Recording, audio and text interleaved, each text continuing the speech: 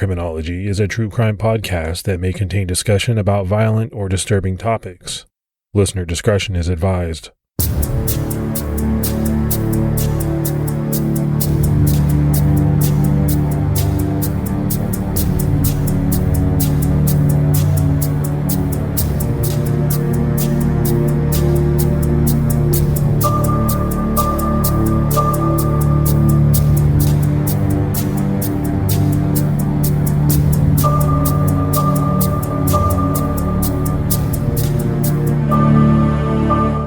Hello, everyone, and welcome to episode 73 of the Criminology podcast. I'm Mike Ferguson. And this is Mike Morford. Mr. Morford, how are you? I am not doing good. I've been sick this entire weekend, and I'm feeling a little bit better, and hopefully as the week goes along, I will be feeling much better. How about you?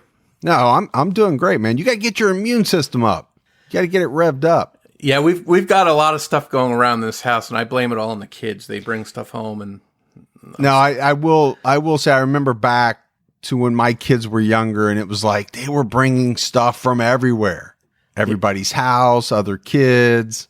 Not so much as they get a little bit older. I think some of that starts to wane. But I've got two words: hand sanitizer. Yeah, no doubt. So this is part one of our coverage of the Son of Sam. You know, we kind of talked about it last week. This is a case that's fascinated me for a long time. It's going to be a 3-part series, kind of hearkening back, maybe a smaller version of, what we started out doing. But this is a big case, and we wanted to give it as much attention as we could. So I think we want to start out this episode with a little bit of audio. I'm very pleased to announce that the people of the city of New York can rest easy this morning because of the fact that the police have captured a man whom they believe to be the Son of Sam.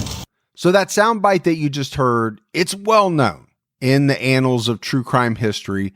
That's the former mayor of New York City, Angelo Martinelli, announcing that the Son of Sam was arrested. It was August 10th, 1977.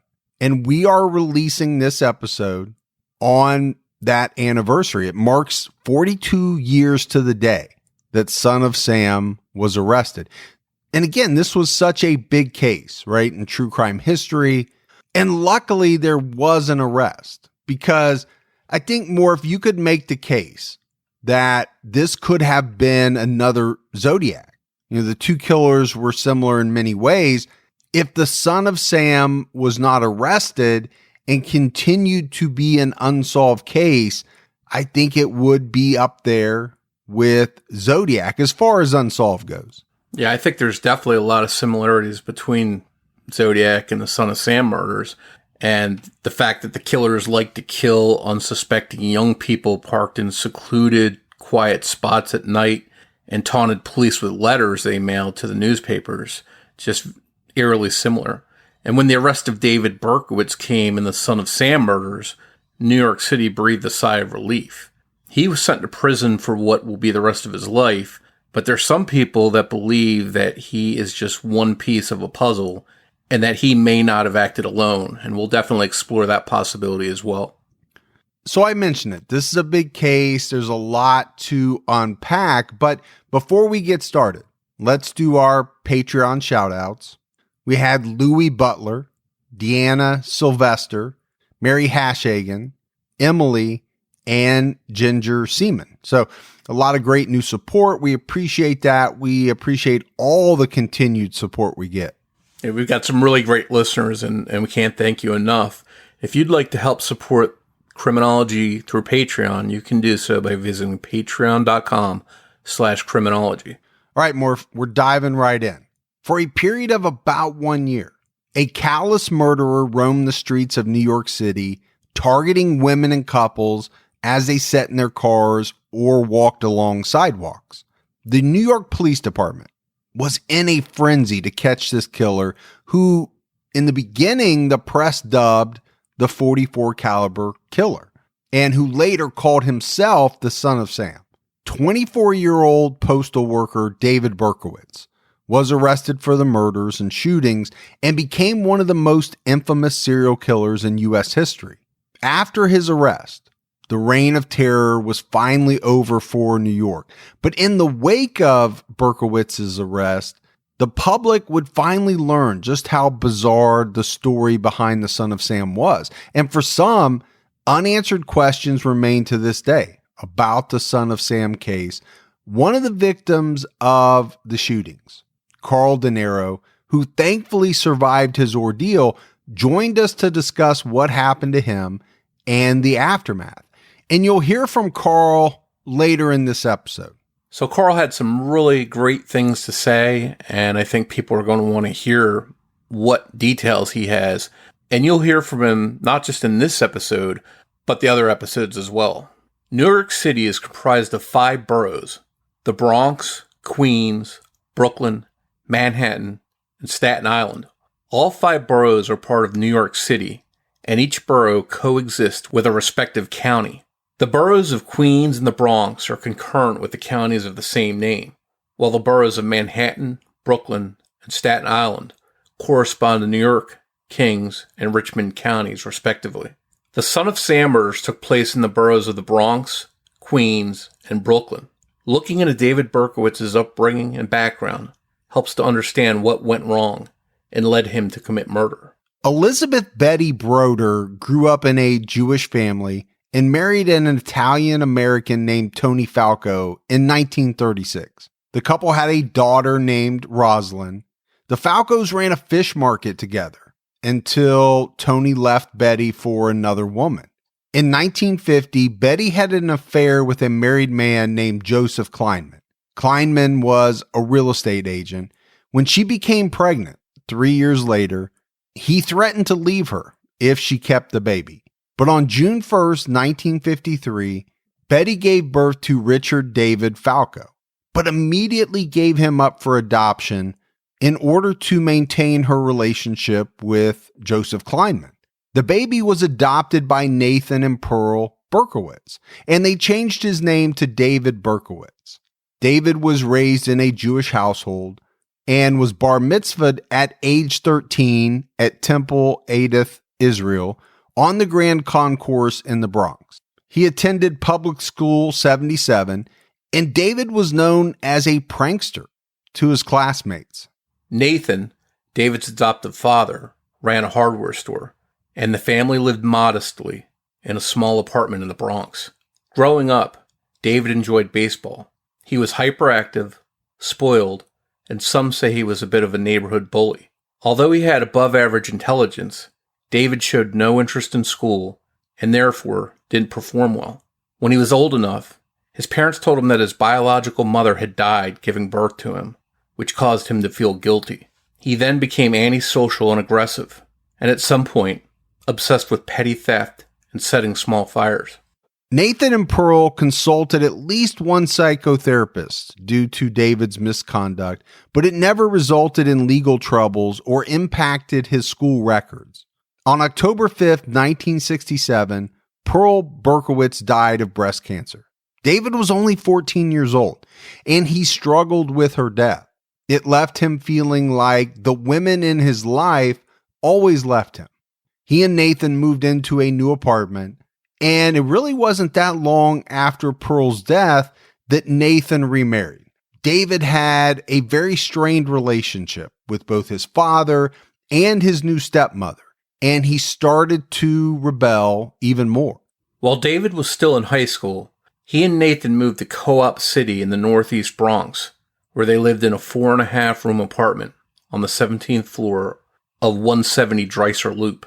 One floor below the Berkowitzes lived Bruce Handler. He and David and 2 other youths organized a volunteer fire company in Co-op City in 1970, when the fire department had no on-site facility. The teens put out brush fires and turned on alarms, sometimes helping at the scene of apartment fires before regular firemen arrived. In October of 1970, David joined an auxiliary police unit as a trainee and accompanied members on unarmed patrols in his neighborhood. David graduated from high school in 1971. While his father wanted him to go to college, David instead enlisted in the Army on June 23rd, 1971. He took his basic training at Fort Dix, New Jersey, advanced infantry training at Fort Polk, Louisiana, and then was sent to serve in South Korea as a Specialist 4. He was demoted in rank to Private First Class after he missed a convoy, but later regained his Specialist rating. While in South Korea, David had sex with a sex worker, and he contracted a venereal disease. Reportedly, this was his only sexual encounter. He returned to serve in the U.S. at Fort Knox. There, he bragged to a fellow soldier named Paul Billow about using pills in Korea. Although to the men that knew him, he didn't seem to be under the influence of drugs at Fort Knox. Although Berkowitz didn't seem to be under the influence of drugs, Billow noticed that David dramatically changed in other ways while stationed at Fort Knox, from social to reclusive, and toward a revivalist form of the Baptist religion. David was baptized, went to revival meetings, and tried to convert others, including Billow. 2 months before leaving Fort Knox, David's personality changed even more. He started to swear, and Billow thought maybe he had started using drugs because the change happened so fast. David was honorably discharged from the Army in 1974, and he returned to New York City. He took a job as an unarmed security guard with IBI Security Services Agency and moved back for a while with his father at Co-op City. In 1975, Nathan Berkowitz retired and moved to Florida.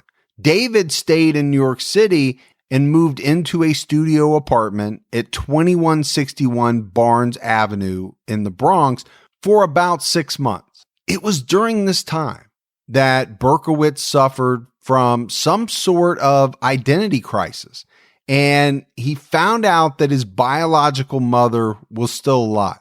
He tracked her down, and the two of them became, I guess, more if you would call it, friends. But the other thing that David found out about was that he had a half-sister, Rosalind. However, the relationship between David and his biological mother became strained, and he stopped seeing her. But this is important, Morf, and I think I want to touch on it just a little bit.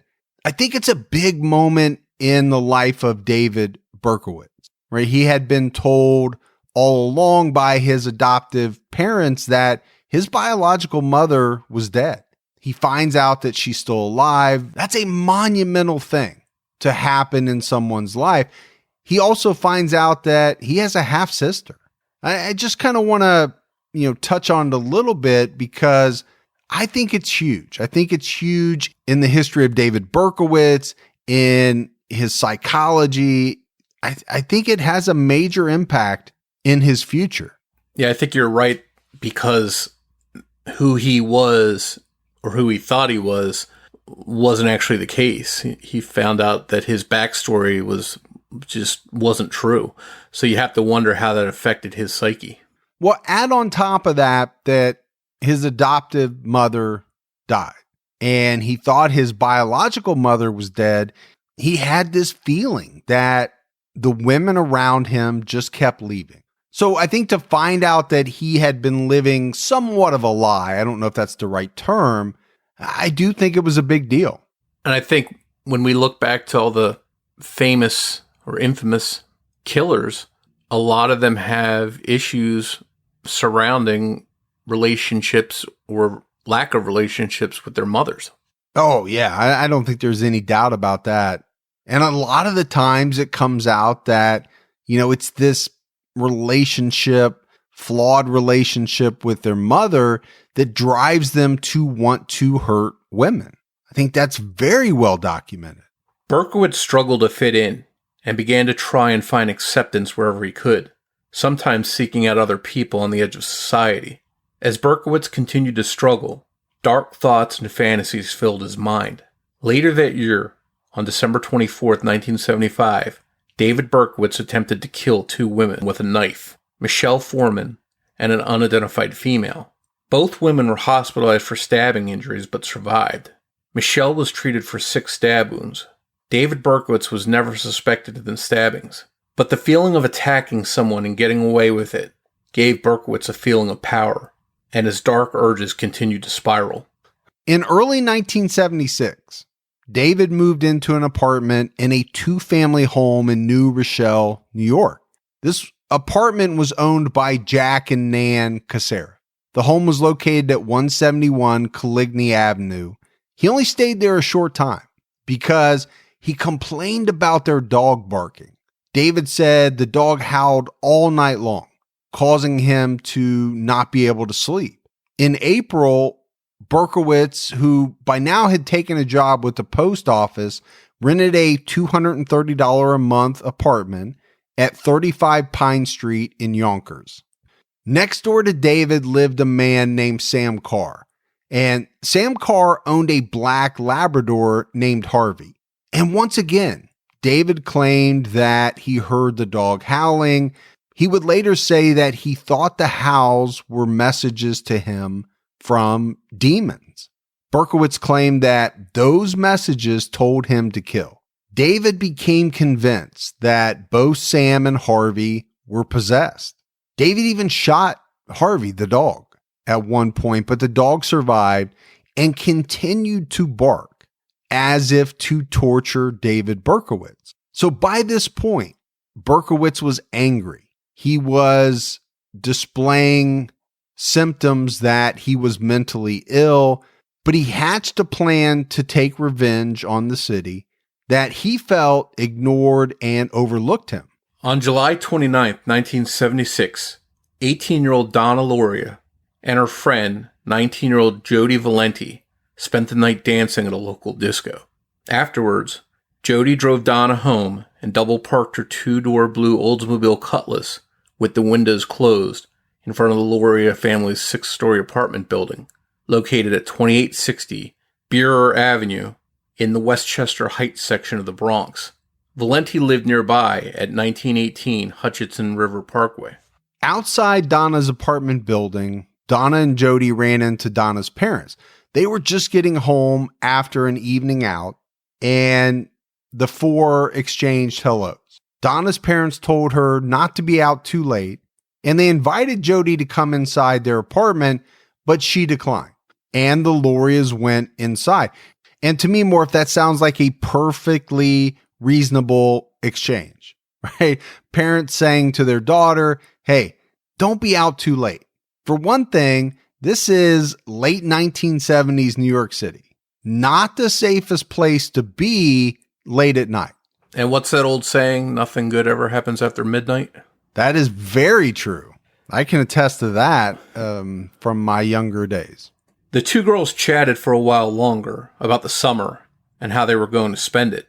Jody was in nursing school, and Donna was training to be a medic.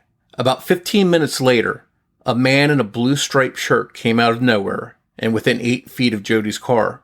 Donna asked Jody if she knew who he was, but she didn't have a chance to answer. The man leveled a handgun at them and fired 4 shots through the closed passenger window. Donna was struck in the neck and arm. The shot to her neck killed her instantly. Jody was shot in the left thigh, but survived. When Jody was struck by the bullet, she slumped over, causing the car's horn to blow. Donna's father raced from his apartment after he heard the shots and the horn. He jumped in the car to try and help the girls, but his daughter was gone. Jody was rushed to the hospital, and when questioned by police, she told them that she didn't recognize the shooter, but said he was a white male with curly hair in his late 30s, maybe 5'9", about 160 pounds. Police questioned neighbors, and they reportedly saw a yellow car in the area. It was gone by the time police arrived. I think in the beginning especially, police thought that this was a random shooting, or could have possibly been some type of mafia hit. The shooting received very little coverage from the press. Again, this was 1976 in New York City. There were a lot of murders. And at the time, there was no .44 caliber killer. There was no Son of Sam that people knew of. A few months after the attack on Jody and Donna, 20-year-old Carl DeNaro was getting ready to report for duty after enlisting in the Air Force, and he wanted to have some fun before leaving. He had been out a few times with 18-year-old Rosemary Keenan, and he asked her if she wanted to go and hang out with him before he shipped out. The fall of 1976 up to that point had been uneventful for Carl, but Carl had no idea of what was coming. To me, it was a very normal life. Smoking some pot, drinking some beer, chasing girls, going to concerts. That was pretty much my life. In the summer of '76, I realized I can't do this the rest of my life, and I enlisted in the United States Air Force. I was going to be an aerial photographer. I had hair way past my shoulders. I described myself as a hippie. So going into the Air Force was kind of the last thing I would have thought I would do. But with that being said, I was a little nervous, but I was also a little excited. Starting a career, getting out of New York, going to Texas for boot camp. I hadn't really traveled at that point in my life. So that part was exciting. But again, I little nervous also. I dropped out of college, and it just sitting in the classroom just wasn't for me. And then a year later, I realized if I'm not going to go to college, I have to do something because it's going to be a wasted life. The Air Force seemed like a viable solution. Carl talked about his relationship with Rosemary Keenan. Yeah, we definitely weren't boyfriend-girlfriend. Back then, most of us just traveled in groups. A group of guys, a group of girls, and we would meet and we'd all hang out. And it wasn't really a dating thing. A few relationships were formed within that group, but Rosemary and I were just we were just friends, and we went out on a few dates, but by no means were we boyfriend girlfriend. On Saturday, October 23rd, 1976, Rosemary picked up Carl in her red Volkswagen. Carl discussed with us how that night unfolded for him and Rosemary. It started out like any other night for me. Me and my friends, we met at the local bar, Peck's Depot Grill, and we heard there was a house party going on. So we got in the car and drove over to this party and hung out there until about midnight. Then we got back in the car and drove back to Peck's bar. And when I got there, Rosemary and a couple of her friends were there, and we all said hello, got a drink, and I guess about a half hour later, we decided to leave, Rosemary and I. So we got into her car, and we're just kind of randomly driving around, not really looking for. I'm not really sure, to be honest with you. It's a long time ago. But I know we were going to make out. That was that was the ultimate goal. So we just drove around. And of course, it's my neighborhood, so it was just kind of weird.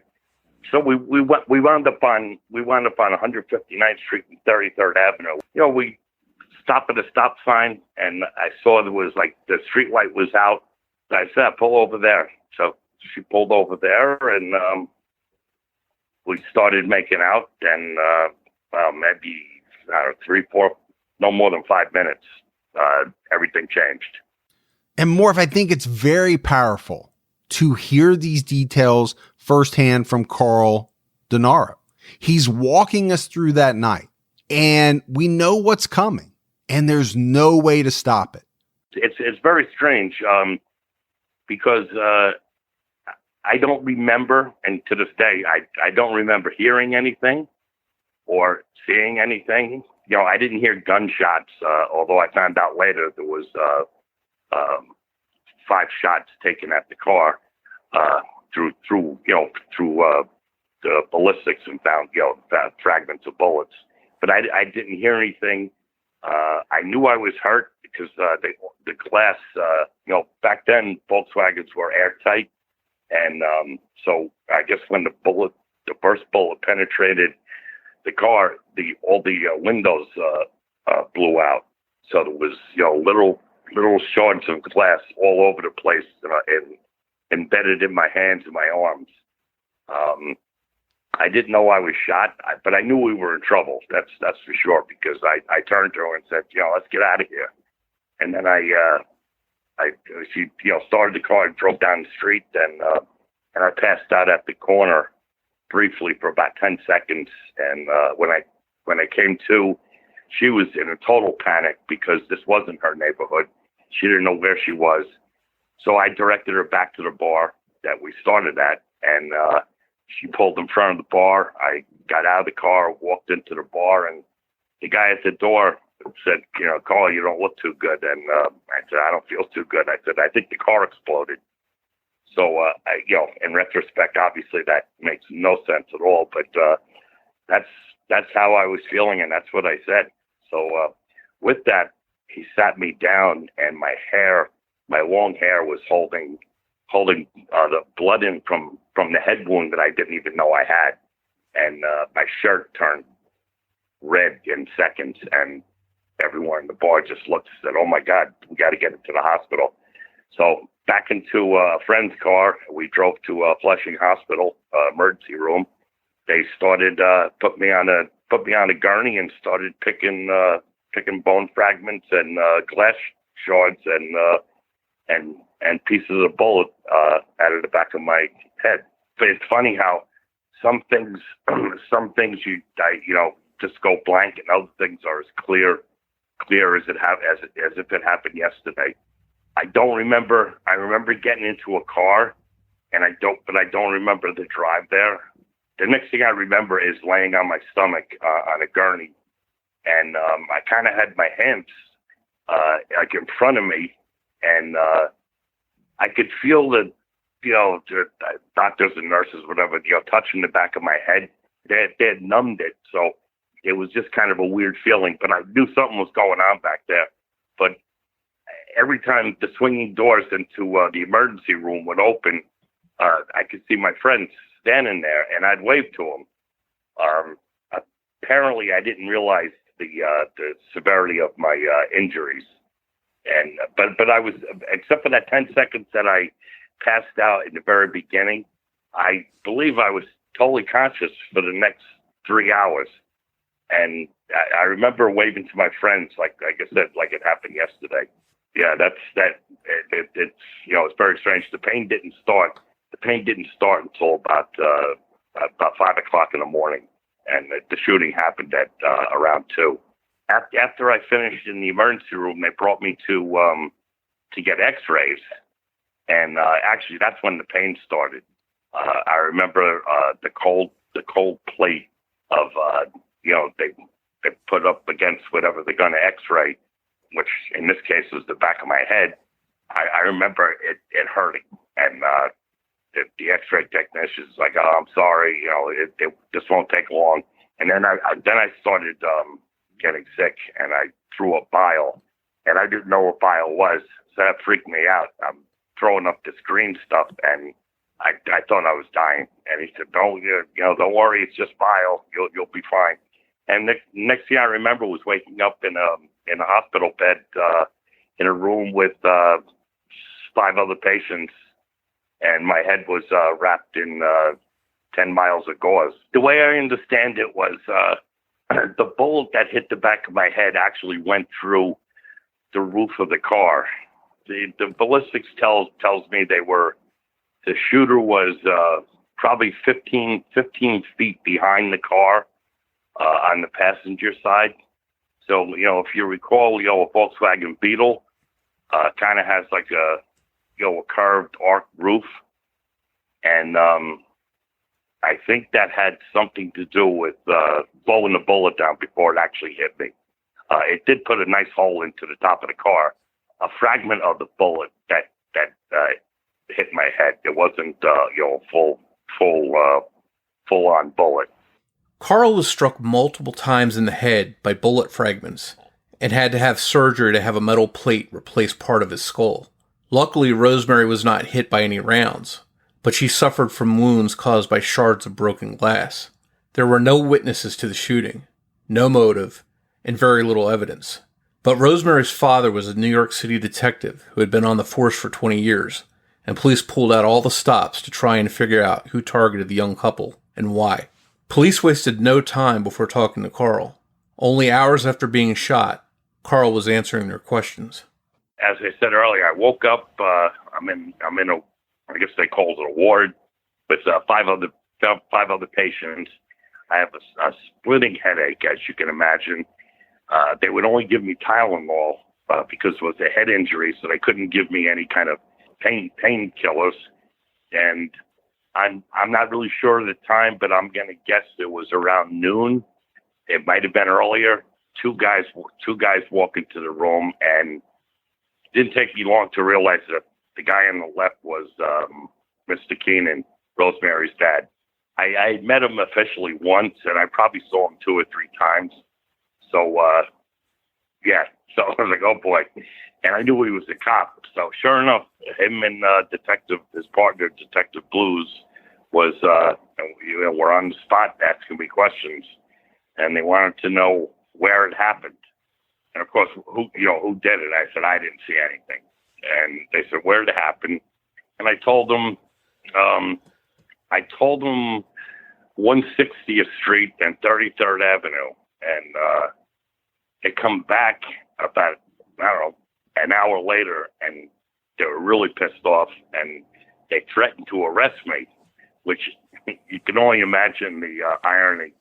I kind of smirked and laughed and said, are you kidding me?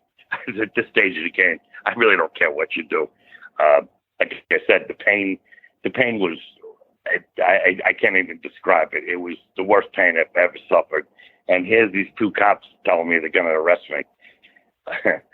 So what they said was they went from 160th Street to 172nd Street and found no traces of the shooting. So I'm thinking about it. I said, did you try 159th Street? And they looked at each other and left, came back half hour later. So, okay, we found the glass. So, we know it happened on 159th Street. So you take that as you may. To me, it was, in retrospect, it was like, the investigation is not going well from the get-go. To give them a pass, I mean, you have to realize Detective Keenan, his daughter was shot at. She was not injured, although she did have glass, just like I had. She had glass, embedded in her arms and her leg, her hands. And, the windows of her car was shot out. And this all happened, I don't know, 8-10 hours prior to this interrogation. So he had a few things on his mind. So, I don't want to be too critical at this juncture on what Detective Keenan was thinking. The cops operated on the theory that it was a drug deal gone wrong. And like I said earlier, I certainly smoked pot, but I didn't deal drugs. I wasn't involved in any of that. My mother wasn't happy with my lifestyle, so she bought into this drug deal gone wrong, which just fed into the cops' thinking, and they said, "Oh, we might be onto something," So until the NYPD was able to put together some ballistics reports from four shootings and said, "Wow, we have a serial killer." They four seemingly random shootings all came from a .44 caliber, which is not the average. It's not the normal gun people use. For .38, it would have been a totally different story. But .44 kind of stuck out because it's just not that common. So that took 6 months. It turned out I was the second victim of the Son of Sam shootings. But back in October of '76, it was just a random shooting. Some poor slob in Flushing, Queens, got shot in the back of the head. That was it. I mean, there was no fanfare because there was no Son of Sam. And Morf, I will say this. If you're a person that's going around shooting at random victims, the worst thing that can happen for you is that you pick most likely unknowingly, the daughter of a New York City detective who's been on the force for a long time, that's going to galvanize the police department. Not that they're not doing their job in the first place, but they're really going to rally around one of their own. And I think that's what happened in this situation. But because there was virtually nothing to go on, right, in the attack on Carl and Rosemary, the investigation didn't really go anywhere. And again, that is the hard part about trying to solve random crimes, random shootings. Where's the motive? Well, there is none, right? Where's the connection? There is none. As time passed and Carl recovered from his wounds, he asked himself, who would shoot me and why?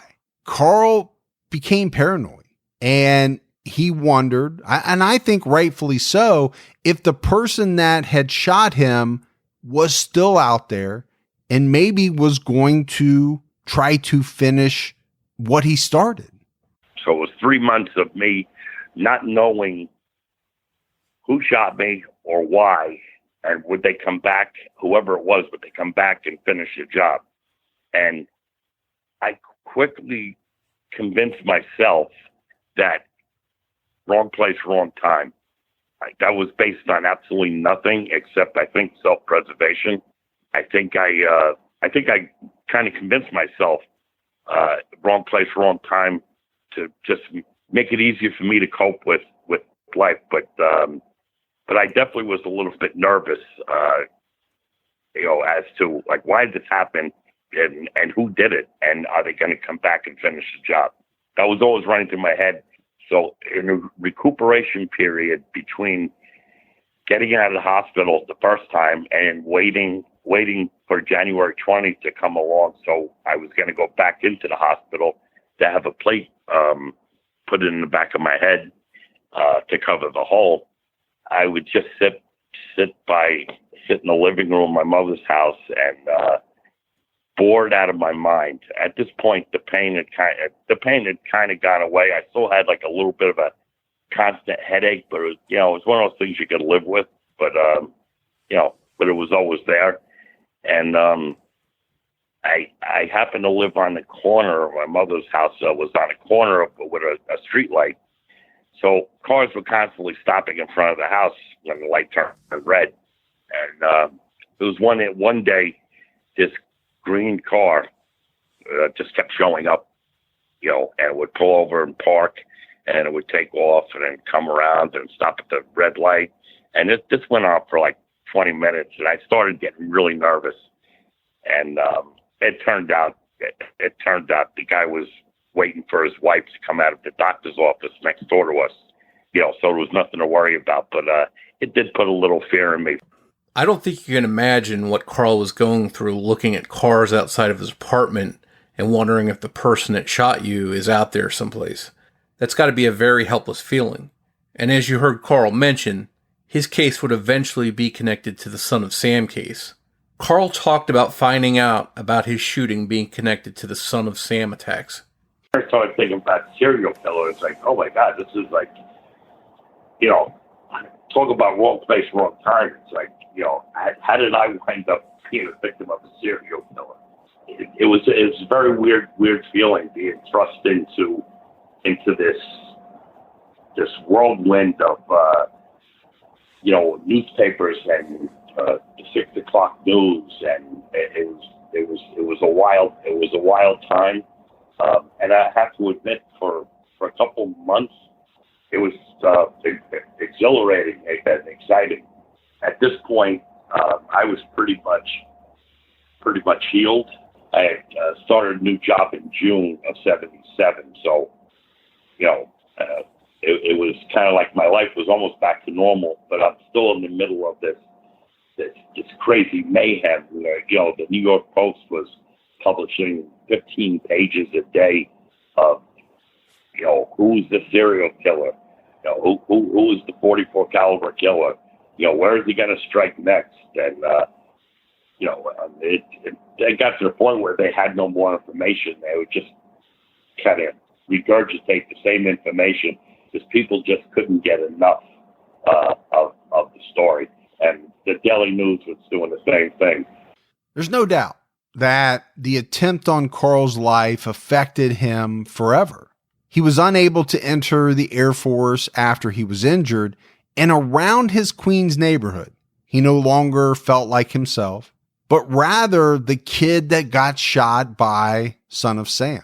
In the ensuing year and a half, after a while, the whole Son of Sam, as I mentioned earlier, was very exhilarating, and like, you know, all of a sudden I'm thrust into the public eye, and you know, at first it was kind of cool. After a while, it got to the point where this is quickly becoming my identity, and I just thought I had a lot more to offer the world than you know, being known as, yeah, that's the guy that got shot by Son of Sam.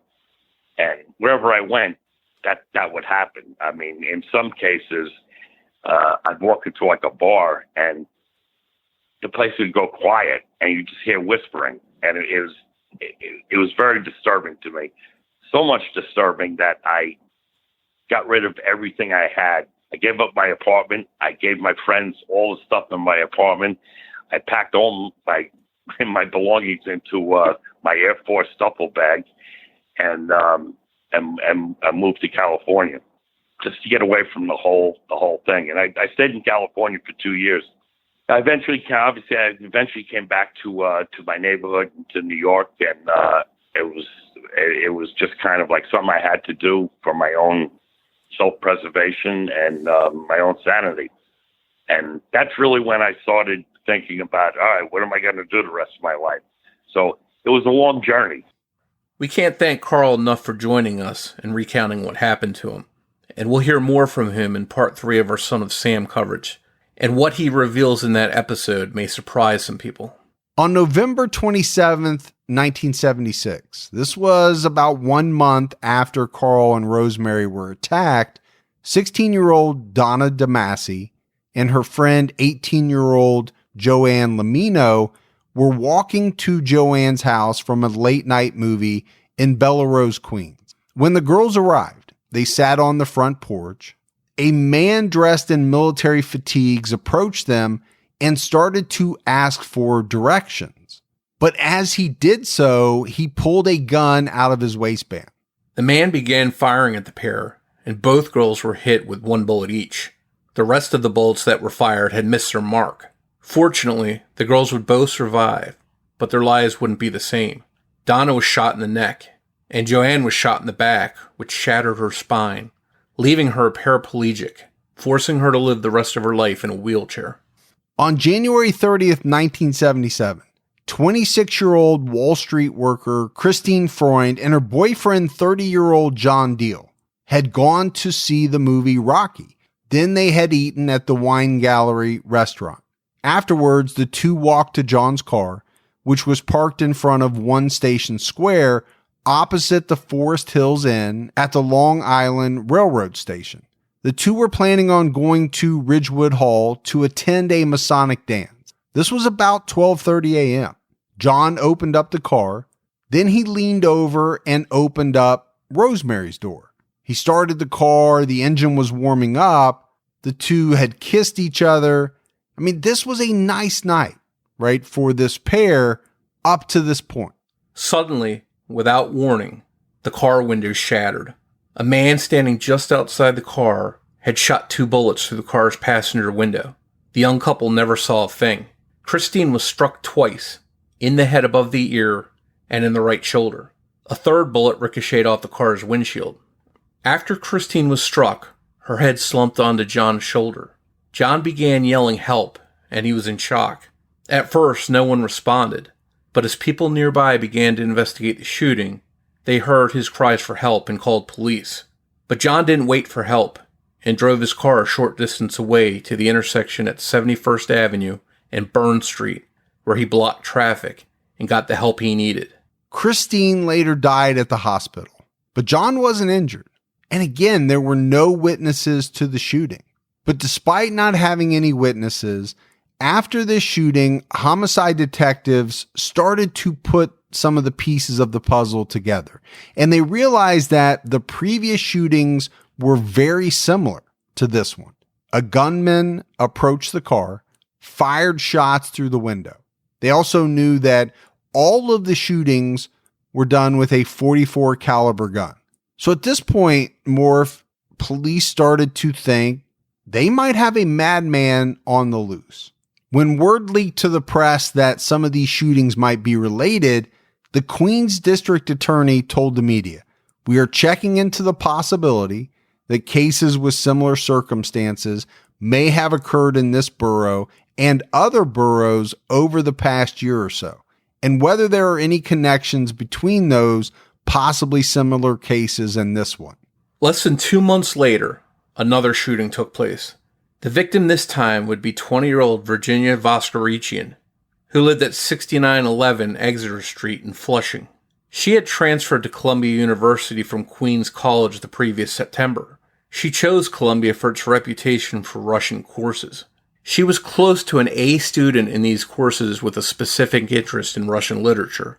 On March 8, 1977, Virginia left the school in the late afternoon.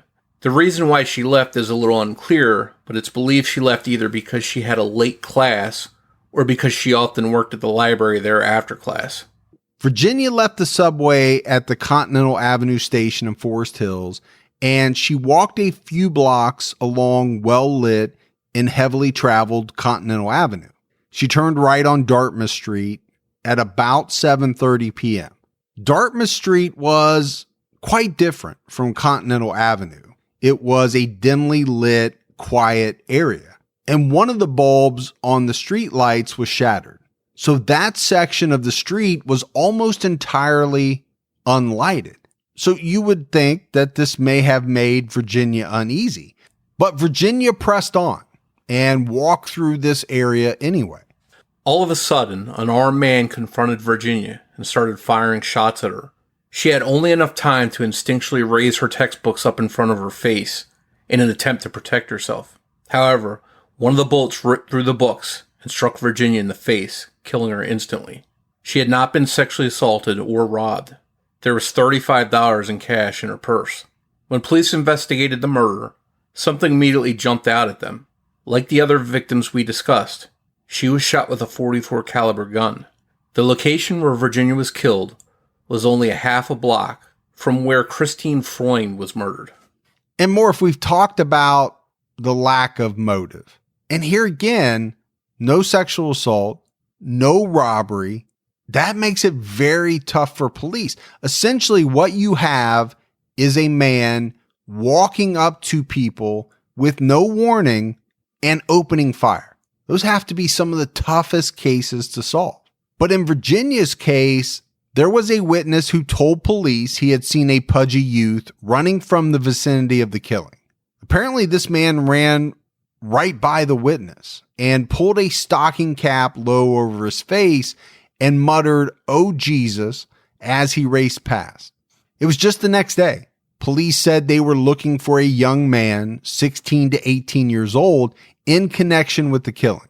After Virginia's senseless murder, the tall hedge near where she was killed was cut down to about a foot high, and local residents said they would all cut their hedges to make it more difficult for someone to hide behind them. This murder really prompted that neighborhood to take action. Additionally, the streets would be more brightly lit with mercury vapor lamps, according to Dr. Gerald Galvin, who was president of the Forest Hills Gardens Corporation. He was quoted as saying, "Those lights will go on now. I don't think people will be concerned so much now about who pays for it. But unfortunately for Virginia Voskerichian, these changes would come too late." By April 1977, news reports about the .44 caliber killer were becoming more and more common. In many of the reports, a common theme was noted about the female victims. Many of them had long, dark hair. In fact, some of the male victims even had long, dark hair. This prompted women to race to their hair salon to get their hair cut short. Some dyed it a lighter color. Beauty shops around the neighborhoods also saw a big uptick in wig purchases. And local news reporters only helped to spread this hysteria. by going out and asking women on the streets about changing their hair. Do you feel personally threatened by the .44 caliber killer because you have long dark hair? Yes, I do. Has his existence in any way interfered with your movements at night? Yes, I stay in. You didn't stay in the past? No. I don't feel free to go out, to walk the streets or go out at all. I'm afraid to go out in the car. I'm afraid to do anything. Never know where he's going to be. Did you ever think of cutting your hair because of him? No, I never thought of going to that extent of it. I just don't want to be recognized. I thought of maybe dyeing it a little redder or something, really. We used to stay in front of my house and talk, and kiss goodnight, but we can't do that no more. Just go right in. You have to be careful. You have to watch where you go now. You know, how late you stay out and Have you restricted your own movements? Yeah. You don't go out as much as you used to? No, and I'm always with somebody, that I know I'm going to be taken right home or whatever, What about your friends? Are they doing the same thing? Yes, even when they don't have long hair, same thing. It scares you. I know what it is to walk around in my childhood without any problems and happy-go-lucky and go where I want, but no longer like that. You have to look over your shoulder, and I find people, when you're walking, people just look over their shoulder. A month after Virginia Voskerichian's murder, 20-year-old Alexander Esau and 18-year-old Valentina Siriani, two longtime friends, became the next victims of this unidentified shooter who the press had dubbed the .44 caliber killer. Soon this killer would give himself a new moniker. Alexander was a tow truck operator and lived with his father in a Hell's Kitchen 4th floor walk-up apartment. He was a nice, quiet young man. Valentina was described as a dynamite kid and real friendly to talk to. She lived with her parents on the 12th floor of a 13-story apartment house. Her older sister Nancy had moved out several months prior after getting married. On the night of April 17, 1977, Alexander picked up Valentina around 9 p.m. to go out for the evening. Her parents expected her home by 3 a.m. As Valentina's curfew approached, the pair headed to her home. They stopped briefly and parked on a street about a mile from Valentina's house. Without warning, a gunman jumped in front of the driver's side of the car and fired 3 quick shots at close range through the window. Both Alexander and Valentina were shot in the head. Residents called police, who quickly responded along with EMTs. For Valentina, it was too late. She had died instantly. Alexander was alive and was rushed to Jacobi Hospital in critical condition. His family kept a vigil at his bedside in the intensive care unit until he died shortly after. The shootings of Alexander and Valentina took place near where Donna Lauria was murdered the previous July. As police combed the scene, they felt that they were undoubtedly dealing with the .44 caliber killer. Near the car that Alex and Valentina had been parked in, the killer had left a handwritten note for the police, specifically stating, "Come and get me," signed Son of Sam. He stated that he was determined to continue killing. This was the first time the killer referred to himself as Son of Sam. It was official. Police had a maniac on the loose, and he gave himself a name. Perhaps he was not content with the .44 caliber killer name, and the New York City press picked this up. They picked up the Son of Sam letter, and a full-scale panic ensued as every paper and TV station in New York City made Son of Sam the headline almost every day. Days after the killing of Alexander and Valentina, the police formed a task force to help locate Son of Sam. They named it Operation Omega, and it consisted of 75 detectives and over 200 uniformed officers. At around the same time Operation Omega was getting underway, Sam Carr, David Berkowitz's neighbor, received an anonymous letter, the second one in less than 2 weeks. The first letter, received on April 10, 1977, was one complaining about his dog barking, and was signed a citizen. The second letter, received by Sam Carr on April 19th, was more serious. It read, "There will be no peace in my life or my family's life until I end yours." This letter scared Sam Carr, so he took it to the Yonkers Police Department, but there wasn't much they could do about it. Morf, that's a scary proposition, right? You get letter number 1 saying, "Hey, your dog's barking too much." No big deal, right? You try to keep the dog from barking as best you can, but you don't lose any sleep over that. But you get a letter that says, I'm going to end your life, that's scary. And it was to Sam Carr. And as you said, he went straight to the police. Yeah, I can't blame him for going to the police. I would do that too. And I'd be extra guarded, and I'm sure he was as well. But the problem with that is, where do police take it? They don't know who wrote the letter. It's not like it was signed with a name. Very tough, right? Very tough to investigate. Unless the writer left a fingerprint or something like that they could definitely trace back to someone, it would be a hard thing to figure out. In May of 1977, 22 detectives were working out of a second floor office in room 224 of the 109th precinct in Flushing, Queens. The detectives were planning. They were scheming on how to get the upper hand. They were trying to predict moves and come up with counter moves against Son of Sam. This was essentially like a Son of Sam war room, so to speak. And this was completely independent of Operation Omega. They had maps on the walls indicating the times, dates, and places of the shootings. They also had photographs of the .44 caliber Charter Arms Bulldog pistol, which by this time ballistics had determined to be the make and model of the gun used in the shootings. They had photographs taken at the crime scenes. They also had composite sketches of the possible shooter that were created with the help of witnesses at some of the different crime scenes. The other thing they had up in this room were pictures of the victims. And those reminded everyone setting foot into this war room of just why they had to stop this guy so that more young people would not die. Deputy Inspector Timothy Dowd headed up this special unit. In May of 77, a New York City newspaper asked Dowd about his work in the case, and he responded by saying, "Oh, we're going to get this guy. I'm very optimistic. We'll just spend as long as it takes. There's no way we can close the file on it. How can you drop a case like this? It's a continuing homicide. I can't wait till the end of this case. I just want to see what kind of human being this is." So you think about it, 22 detectives in the 109th precinct, and on top of that, the 75 that were on this Operation Omega.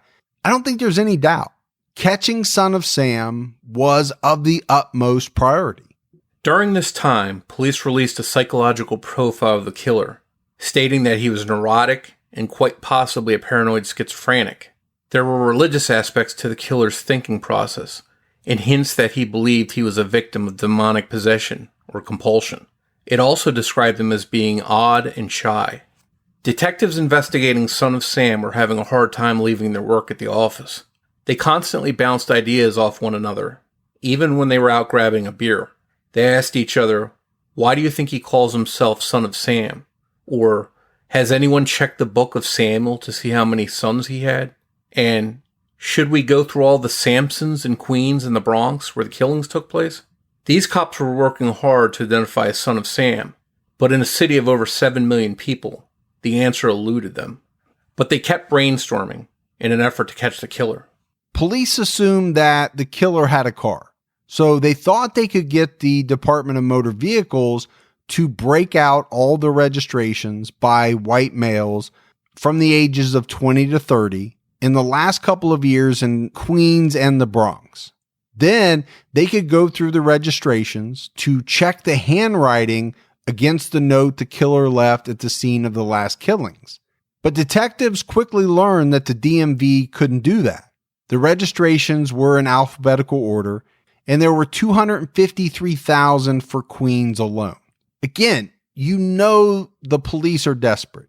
They're trying to pull out all the stops, but that is a very tough feat to accomplish. It's hard to imagine them going through 253,000 registrations just in Queens.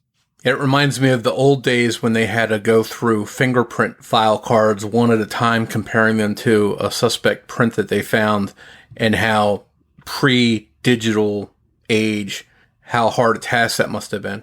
Yeah, no doubt, right? I mean, if you look at, and I think I've said this before, Morf, if you look at trying to get away with a crime or, a series of murders in 2019 compared to, let's say, the 60s or 70s, much tougher. I mean, just look at all the technological advances that the authorities have at their disposal, how quickly they can match fingerprints, all the different databases that they have to tap into. It's a wonder people get away with anything anymore. But unfortunately, we know they still do. Because the one thing we know is that while all these databases are great, these advances in technology are great, if a perpetrator is not in any of those databases, all that technology does nothing, right? You're just not going to get a hit, whether you're talking about fingerprints, DNA, whatever it is. Police encountered lots of frustration and red tape, from privacy issues with mental health records to a similar problem with juvenile records. If the killer was around 20 years old at the time of the Son of Sam killings, and he committed a crime before he had turned 18, police would have no access to those records. Morf, I think one thing was clear at this point for police. This was going to be an uphill battle, right, to stop Son of Sam. But it's a battle that they were willing to wage, and they weren't going to give up. They made that very clear. This is New York City. The amount of press on this case was, I don't want to say unprecedented, but it was massive. And we'll get more into the battle on the part of police against Son of Sam in the second part of our Son of Sam coverage. Very special thanks to Carl Denaro for sharing his story with us in this episode. Thanks also goes out to Debbie Buck at TrueCrimeDiva.com and Kate Morris for writing and research assistance in this episode. As always, if you haven't done so and you love the show, go out and give us a 5-star rating. It goes a long way towards helping other people find the podcast, and keep telling your friends. It's amazing what that type of word of mouth can do. And if you'd like to find us on social media, we're on Twitter with the handle at Criminology Pod. You can also find us on Facebook for searching for Criminology Podcast. And if you'd like to join our discussion group to discuss the case or the show, you can do that by going to Criminology Podcast Discussion and Fans on Facebook. So Morf, in this first episode, I feel like we've just scratched the surface. I mean, there is so much to this story, and that's why, it's going to be a 3-part series. The one thing that clearly jumps out to me when you talk about the murders that we detailed out in this episode, very scary. I mean, all murders are scary. All attacks are scary. I think with the 44 caliber killer, with Son of Sam, the fact that this person is essentially just showing up by your car. It's not like you got into an altercation with someone and they followed you. Road rage incident. This was nothing like that. These people were just going about their daily lives and happened to become the target of someone that was just out looking for someone to shoot. That's a very scary proposition. Especially when he can paralyze New York City in fear the way that Son of Sam did. And that's why this case is so big, because of the impact that he had. Well, and I think that's absolutely right. We're talking about New York City, and that changes the dynamic. Right? If this happened in a small Midwestern town, it would still be terrifying. But the fact that it's New York City with that massive population, you think, how are we going to find this guy? This guy could be anyone. He could be anywhere. So to me, there's no doubt that New York City plays a huge part in the case of Son of Sam. But that's it for this first episode in the Son of Sam series. Morf and I will be back with you next Saturday night with part 2. So until then, this is Mike Ferguson. And Morf. And we'll talk to you next week. Take care, everyone.